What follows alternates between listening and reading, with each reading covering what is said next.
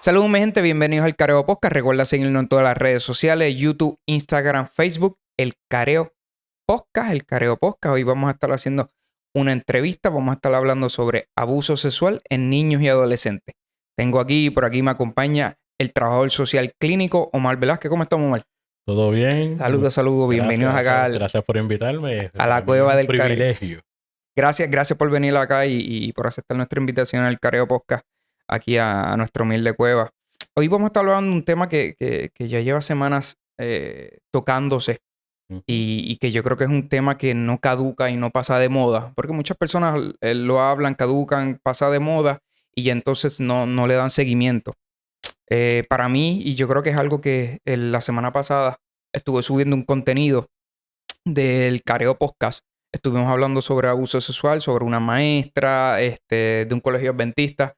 También subimos una maestra también que abusó sexualmente bueno, aparentemente, hasta ahora no le han radicado sentencia de otro menor. Y es un tema que realmente impacta a la población puertorriqueña como el mundo entero sobre abuso sexual. Y pues para eso, que más que un experto en trabajo social clínico que nos hable de eso. Cuéntame, Omar, abuso sexual en niños y adolescentes. Vamos a darle un preámbulo a las personas que nos están siguiendo aquí en el Careo Podcast. ¿Qué es el abuso sexual? Pues mira, Emanuel, el abuso sexual es todo acto sexual que no es consentido. Eso es lo primero. Eh, Cuando hablamos de menores de edad, que por lo menos aquí en Puerto Rico un menor de edad es de los 17 años para abajo, Ok. cuando se habla de un menor de edad en específico, todo acto sexual con un adulto es abuso sexual. Esto es algo que lamentablemente, como dijiste, ha sido una situación que en nuestro país, que a veces a uno se le hace difícil pensar que en Puerto Rico estas cosas ocurren, en nuestro país ha sido una alerta roja. Ujú. Esto es una alarma. Estamos en un momento de emergencia en Puerto Rico porque el abuso sexual contra los menores se ha disparado. Las estadísticas están bien altas. De hablar del año pasado, estaban sobre el 74% de los maltratos hacia menores. El abuso sexual era o es uno de los más que se ha dado y es uno de los más que causa traumas en el ser humano. Un abuso sexual persigue, lamentablemente, al individuo, a la persona, hasta su adultez.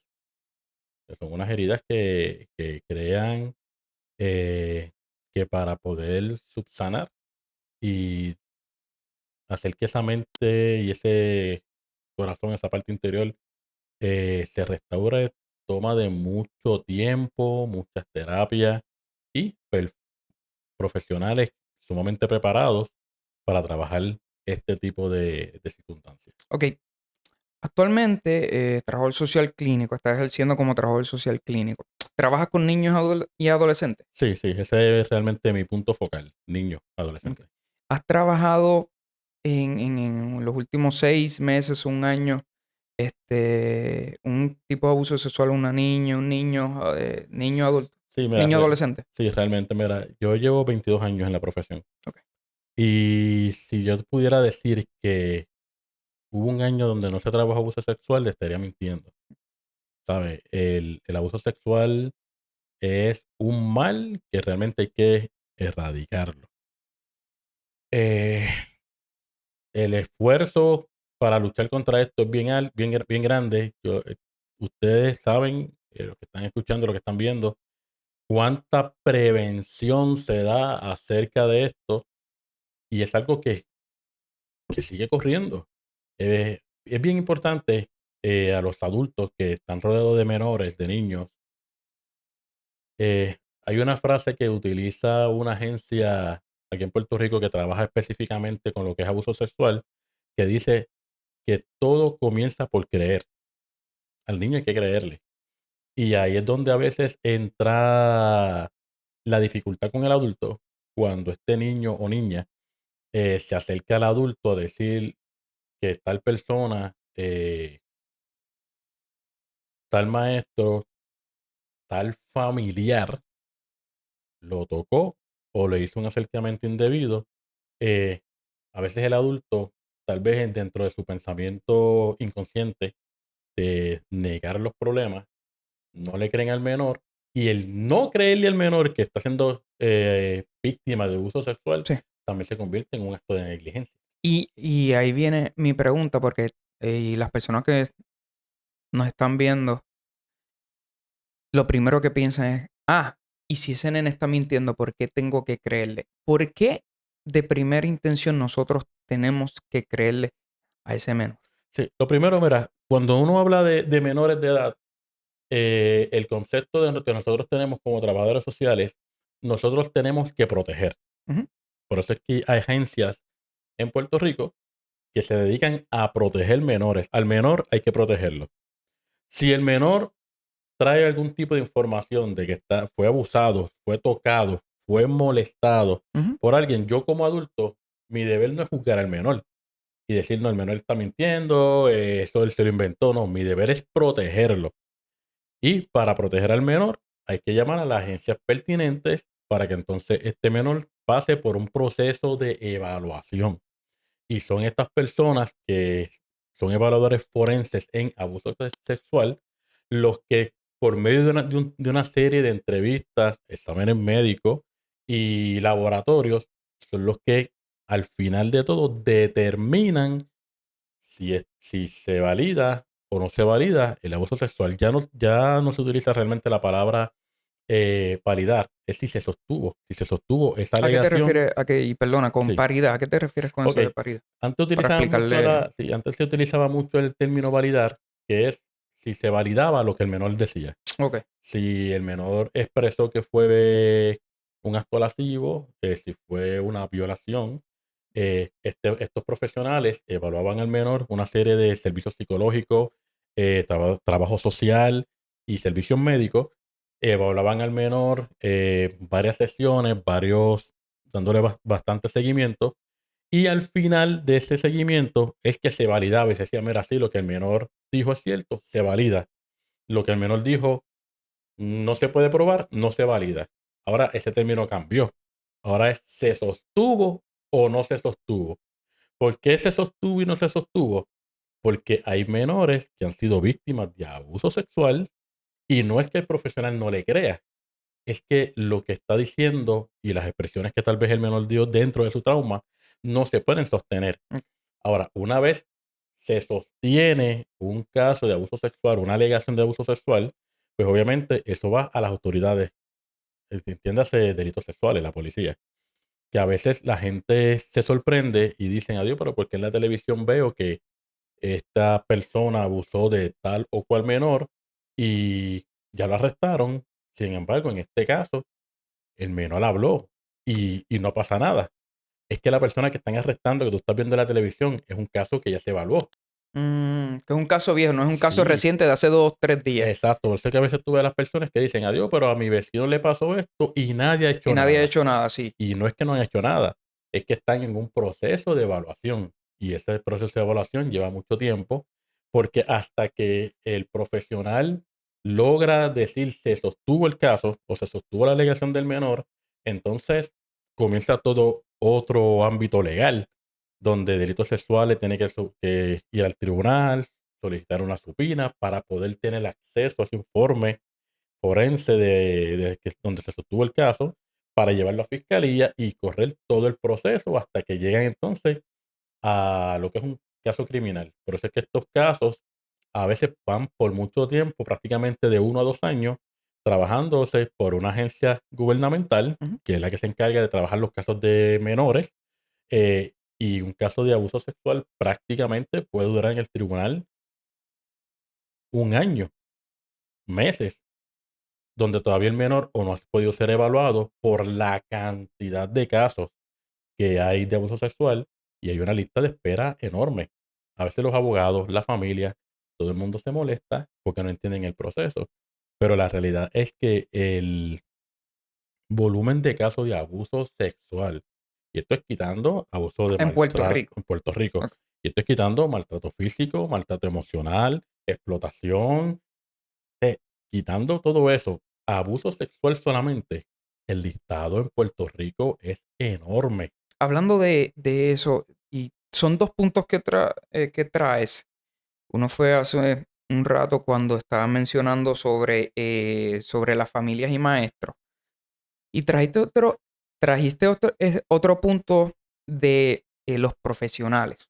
Y ahí quiero preguntar, ya que hay tanto volumen de casos en Puerto Rico, y no sé, y usted me puede explicar, la mayoría de los que atienden esto como primera necesidad o primera línea de emergencia, y usted me corregirá ahí, Omar, con mucho respeto, los profesionales que están atendiendo, porque no todos los profesionales tienen una disciplina. Por ejemplo, hay un trabajador social que se dedica a lo mejor a familia, un trabajador social a niños, otro trabajador social a envejecientes. Vamos a ponerle ejemplos así, Ujú. que son diferentes ramas, se Sí. especializan en diferentes ramas. Como hay tanto abuso sexual, y en la semana pasada, en el contenido de la semana pasada, di las estadísticas sobre eso, los profesionales se están capacitando para tener la empatía, porque dijiste ahorita, no es que los profesionales, dijiste ahorita una frase, que los profesionales no es que no le crean al menor, pero se están preparando para trabajar este tipo de casos en Puerto Rico existiendo tanto volumen. Pues mira, sí, en Puerto Rico se está dando adiestramientos, yo te diría, semanales. Te puedo decir, en este año solamente, y estamos en marzo, ¿Mm? eh, yo he asistido a tantos y tantos adiestramientos. Todas las agencias gubernamentales y privadas se están preparando en conjunto. Hace varios años atrás, yo recuerdo que yo iba a adiestramientos ¿Mm? donde solamente era la agencia para la que yo trabajaba. Ahora no. Ahora los adiestramientos se están abriendo a las agencias privadas. ¿Por qué? Porque los primeros que llegan a tocar el corazón de un niño o una niña abusada sexualmente somos los trabajadores sociales. Entonces, ¿qué sucede? Sí, hay especialidades. Hay unos trabajadores sociales que se encargan del programa de adultos en el Departamento de la Familia y en el programa de niños, Departamento de la Familia, Ujú. más están los demás otros profesionales de diferentes agencias que se encargan de trabajar directamente con menores. Pero a todos los trabajadores sociales en general, principalmente a los que trabajan lo que es los programas de niños, los están preparando y están siendo preparados para trabajar los casos de abuso sexual. Ahora, como trabajador social, ahora mismo, un ejemplo, a mí me llega un caso de abuso sexual. Me llegó un referido, alguien me llamó, mira, tal menor fue abusado sexualmente. Ya el menor dio la información, yo no puedo revictimizar al menor. Como eso de revictimizar es como volver a pasar por el proceso de Exacto. la información, Sí, volver a entrevistar lo mismo y volver lo a mismo y otra vez. entrevistar lo que te Ok, pasó, dónde te hicieron, yo no puedo hacer eso. ok. Ya mi deber como trabajador social es, yo recibo este referido, valga la redundancia, con este menor que fue maltratado en esa área o que hizo esta alegación, porque hasta que no se sostiene, se trabaja como una alegación. Ujú. Estoy trabajando con este menor que hizo esta alegación, yo no le vuelvo a preguntar qué fue lo que le sucedió. Ahora, si yo soy el primer trabajador social que llegue y a mí es al que el menor me dice la alegación, sí, yo lo anoto todo y yo refiero a este menor a otra agencia que es la que va a trabajar directamente el abuso sexual. Ok. Bien, con este protocolo que me estás mencionando o con esta información que me estás brindando, puedo pensar que antes lo entrevistaban como que 50 personas antes de llegar a un tribunal. Pero eso es lo que estoy pensando y asumiendo lo que me estás diciendo. No Sí. necesariamente tiene que suceder de esa forma. Me estás diciendo que ya brindó una información, yo no puedo volver a revictimizar a ese niño o Ujú. adolescente que dio la información. ¿Esos protocolos han cambiado de hace unos años para acá porque vieron algo que no estaba funcionando? ¿O por qué ahora funciona así? Sí, por lo menos sé que antes, hace muchos años atrás, los menores eran entrevistados cuando hacían este tipo de alegación. Lo entrevistaba la primera persona a la que el menor le contó, que a veces la primera persona es un maestro de escuela, a veces un trabajador social que está haciendo otro tipo de intervención y el menor pues, hacía esta alegación.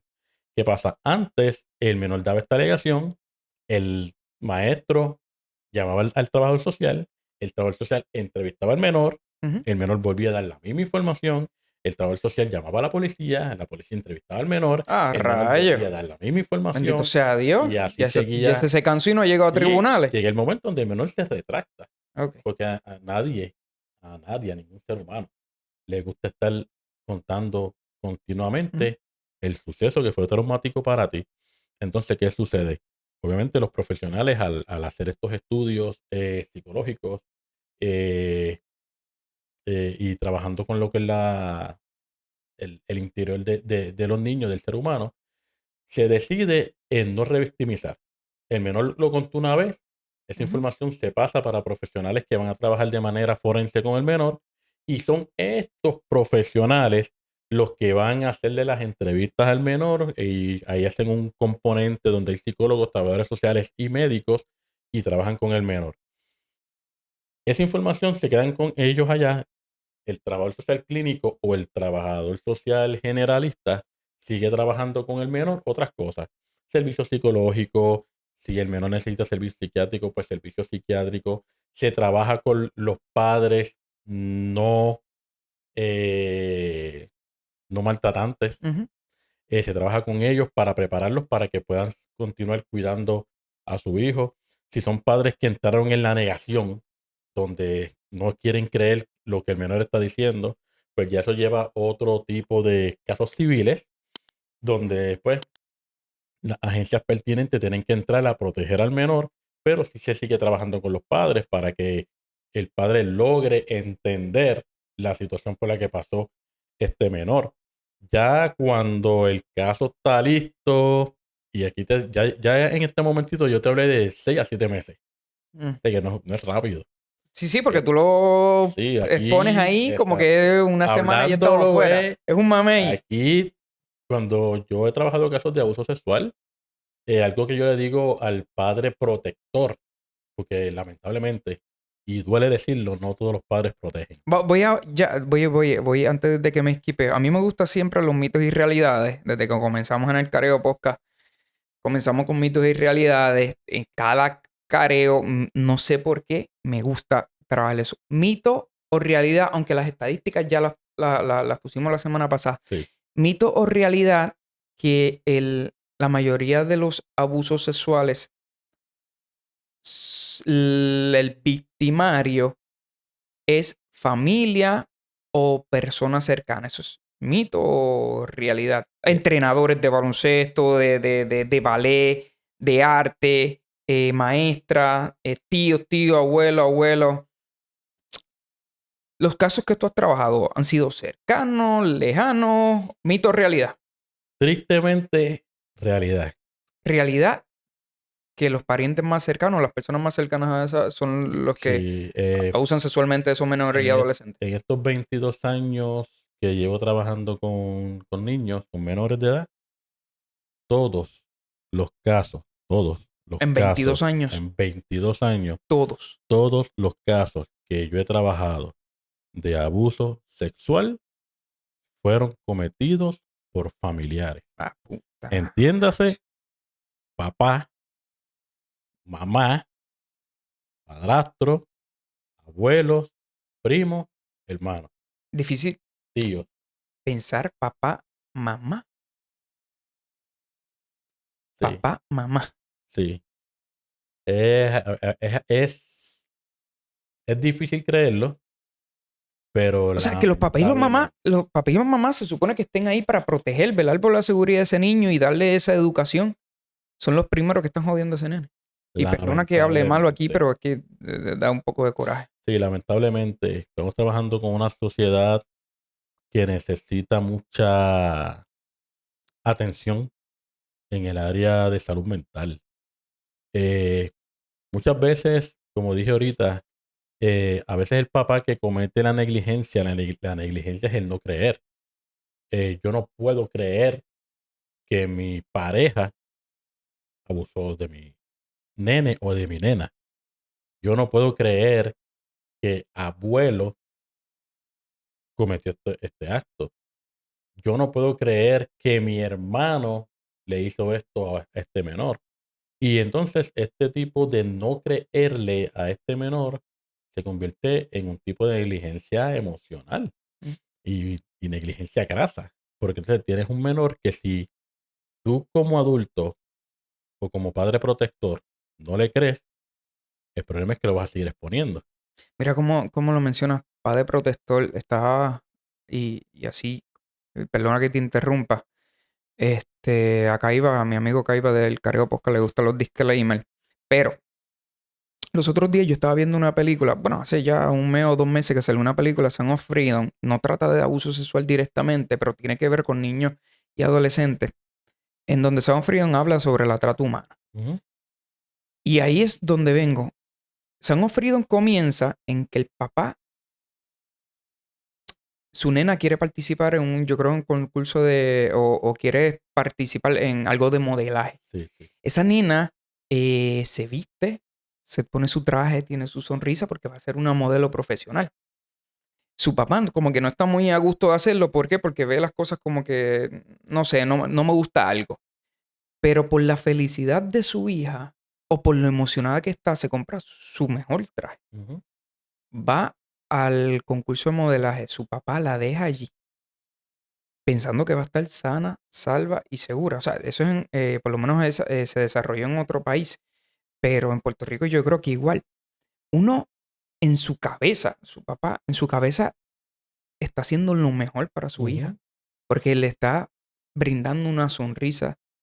Ve una sonrisa en su hija y en todo momento lo que quiere es verla feliz.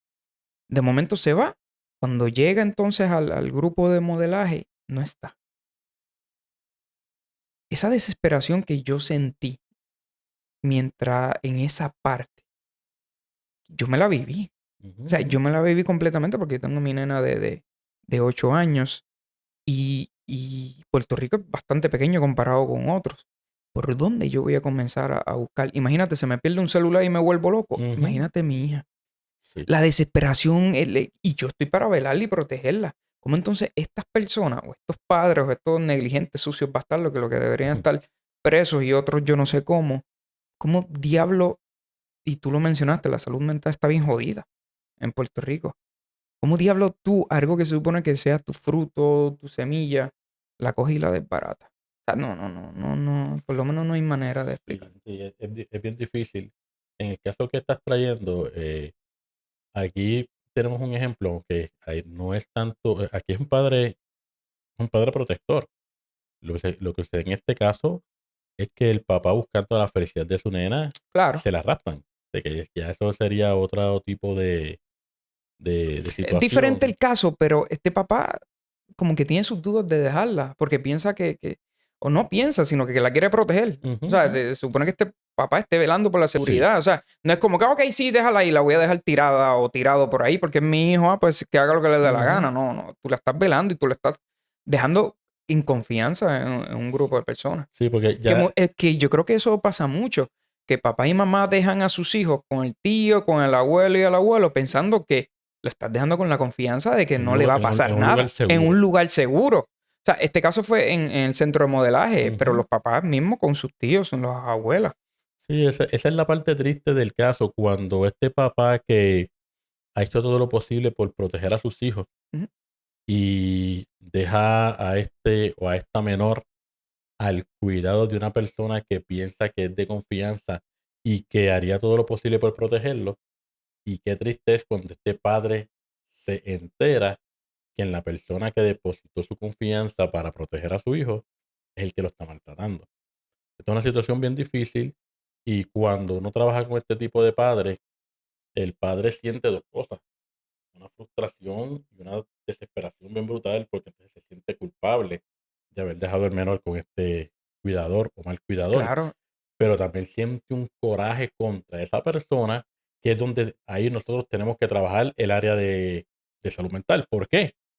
Porque si comete un error contra esa persona, tú eres la persona que eres custodio del menor ¿quién va a y cuidar el de tu menor menor? necesita que tú estés bien para tú poder seguir cuidándolo y que las autoridades pertinentes, sociales o, o legales, se encarguen de la persona O sea, que culpable. están velando por el trauma del menor y por Y la de- seguridad y el bienestar del padre o del el padre tutor o también. el protector de ese menor. Sí, por eso la mayoría O sea, qué reto, cabrón. Sí, no, esto es bien fuerte porque entonces el profesional de la conducta humana tiene que trabajar el área del menor, eh, restaurarlo, fortalecerlo y en muchas ocasiones prepararlo para cuando le toque testificar en el tribunal con el fiscal, pero también tienes que trabajar con este papá, que hay unos corajes, hay unas frustraciones, hay, como tú dijiste ahorita, hay una desesperación. O sea, y hay que trabajar todo esto a la par. Por eso es que se divide a veces el trabajo entre los profesionales que van directamente a trabajar con el menor y los profesionales que entonces también van a trabajar con el padre de la víctima. Por eso es que todo se trabaja en un componente de profesionales de la conducta humana, que es donde se unen trabajadores sociales clínicos, trabajadores sociales generalistas, están los psicólogos, están los psiquiatras, los maestros, que son bien importantes para nosotros en este tipo de aspectos. ¿Sabes? Se levanta una batería de profesionales para trabajar con una familia. Wow. Cantidad de dinero también Sí, para pagarle a todo este no, componente. y por eso realmente hay una cantidad de fondos federales que los utilizan en las agencias, porque estos son servicios sumamente costosos. Entonces, las agencias lo que hacen es que hacen una serie de referidos y las agencias costean este tipo de Hemos hablado por lo menos los protocolos gubernamentales. Pues porque es importante que las personas lo sepan. Yo creo que vamos a tener que hacer un segundo contenido. Pero mi pregunta es, estos menores que son víctimas, y he leído por lo menos en las noticias que estuvo desde los 13 años y luego habló de a los 16, 17 del abuso sexual que le pasó hace 5 años. Muchas ujú, personas como que, diantre, lo dijo, eso le pasó hace como 5 o 6 años, ¿por qué lo viene a decir ahora? Porque esas son preguntas que se hacen, eso son embustes. ujú, Porque ¿cómo se va a tardar 5 años en decirlo? Yo creo que la ignorancia está ahí. sí, La ignorancia está ahí en los adultos que velamos por la seguridad de los niños y comenzamos a ujú. dudar y lo primero que hacemos como que contra, pasó o no pasó. ¿En qué momento o por qué? Mi pregunta es, ¿por qué se tardan los niños y adolescentes en expresar lo que está sucediendo? Sí, mira, el ser humano es variante. El ser humano actúa de diferentes formas dependiendo de las circunstancias. Ujú, Hay víctimas que si sienten la seguridad de este maestro, este trabajador social que me va a escuchar y me va a creer, los dicen rápido. Y estos son la mayoría de los casos que nosotros conocemos. ok, Los casos que están en los diferentes departamentos, en las diferentes clínicas, son niños que de alguna manera u otra se sintieron seguros de contárselo a alguien. Hay niños que no. Hay niños que no tienen a nadie. ujú. Y entonces siguen viviendo años. Y tú fuiste bien considerable, considerado. Y Sí, sí. dijiste 16, 17 años. Hay personas que hablan cuando llegaron a viejos, a su adultez. Y estuvieron toda su vida cargando eso. De hecho, hay personas, hay niños, hay adultos actualmente que fueron víctimas de abuso sexual y se enteran cuando son grandes, cuando leen literatura, cuando escuchan, porque a veces lo veían como algo raro, pero normal. Ujú. De esta persona me abusa desde muy pequeño o muy pequeña y lo comienzan a ver hasta normal. Pero cuando son grandes, explotan porque ya se dan cuenta de que esto no, yo no pedí esto. Esto que me están haciendo, yo no lo consentí. Yo no lo permití. Violaron mi privacidad.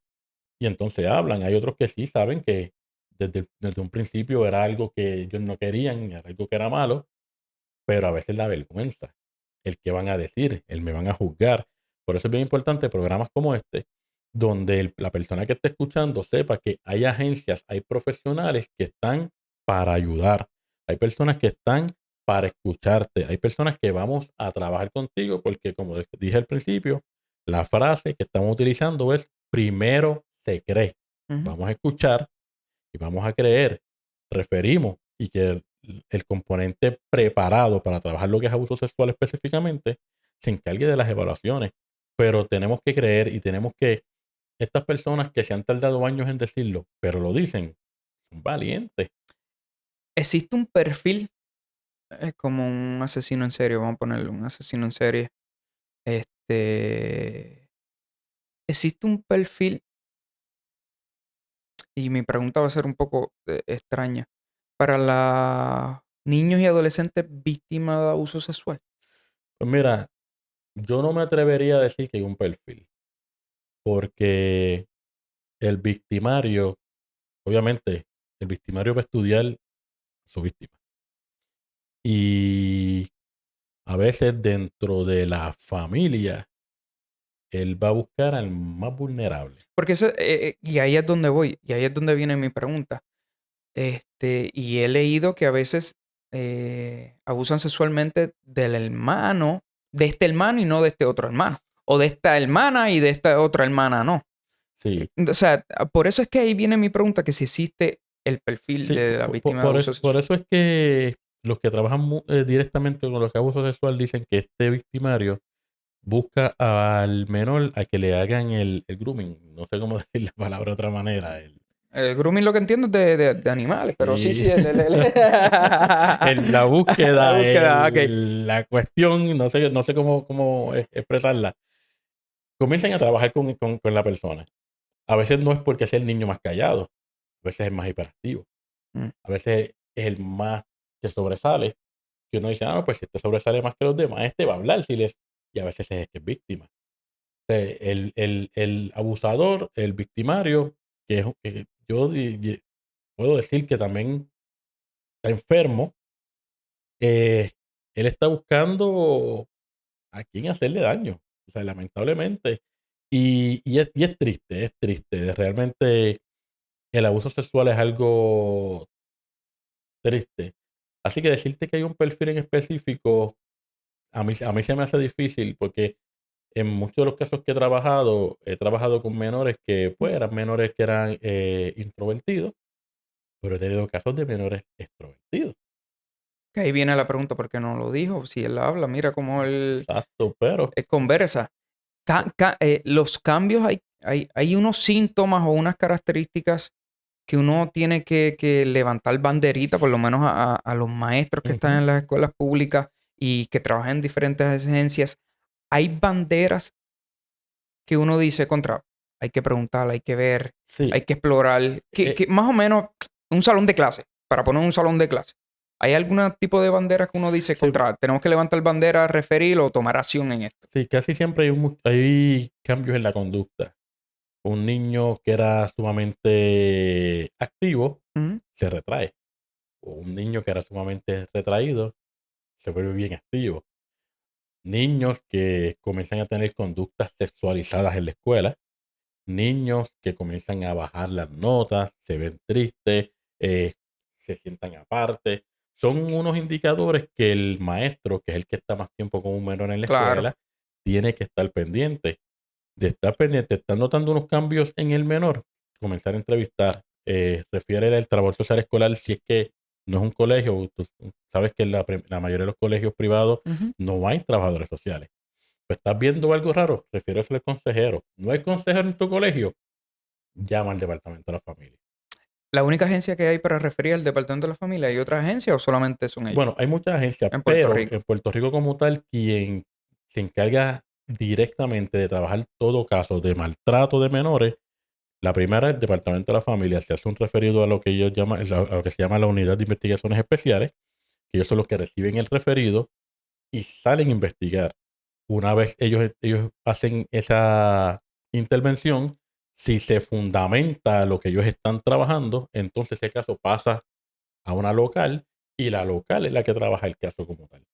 Ok, hay una edad, y para ir ya terminando, ¿hay una edad en específica o desde cuándo uno puede comenzar a educar a sus hijos? Y esa pregunta la hice, y ya que usted es experto en trabajo social clínico y trabaja con niños y adolescentes, ¿hay una edad para uno comenzar a educar a sus hijos sobre estos temas de abuso sexual que muchas veces como que, yo educo a mi hijo sobre lo que es la sexualidad, yo educo a mi hijo sobre lo que es la droga? Pues Y no muchas personas educan a sus hijos sobre lo Ujú, que es abuso sexual. ujú. En este caso, ¿hay una edad en particular para uno comenzar a educar a sus hijos de abuso sexual? Pues mira, yo te diría que a un niño, a un menor, habría que educarlo sobre el abuso sexual desde que el niño ya entiende, desde que el niño es bien importante, he visto esto mucho en estas escuelas que está el Kindle, que empiezan a enseñarle a los niños sus Sí. partecitas. Es bien importante que los padres, obviamente de una manera sabia e inteligente, le hablen a los niños sobre esto. Ten cuidado que nadie te toque, eh, cuida tus partes privadas, enseñarle cuáles son sus partes privadas, que el niño puede expresarlo. A veces, eh, cuando se trabaja con niños que muy pequeñitos, pero que conocen sus partes privadas, Ujú. eh, cuando te dan la información, uno la puede manejar mucho más rápido porque el niño te dice la palabra tal y como es, tal y como lo entendió. Y cuando tú vas al tribunal o tienes que hacer algún tipo de informe para que otra persona entienda lo que este niño dijo, tú se lo dices a la persona y es más fácil entenderlo. Así que yo diría que desde que el nene o la nena ya te entiende y sabe, y tú le puedes enseñar las partes privadas, habría que hablarle sobre esto, porque hay muchos niños infantes, y yo no hablo de infantes, estoy hablando de 4 años para abajo, han sido víctimas de abuso sexual, ¿sabes?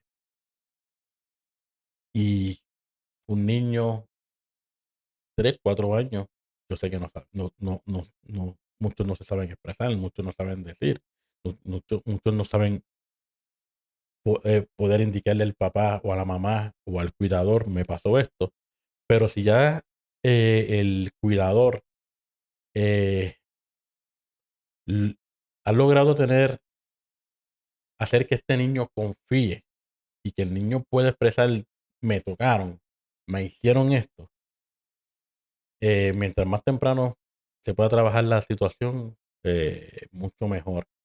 Es bien importante que el cuidador de los menores esté pendiente de sus hijos, pendiente de este niño o niña que está bajo su cuidado, porque no necesariamente tiene que ser el papá el cuidador, ¿verdad? Ujú. Pero tiene que estar pendiente y aunque esto suena tal vez como que duro, no se puede confiar. Hay que cuidar a los menores. Estamos en un tiempo donde lamentablemente el maltrato no está disminuyendo, el maltrato está En en crecimiento. crecimiento. Las agencias han hecho anuncios de prevención, yo creo que más que nunca, pero sigue sucediendo. Mal.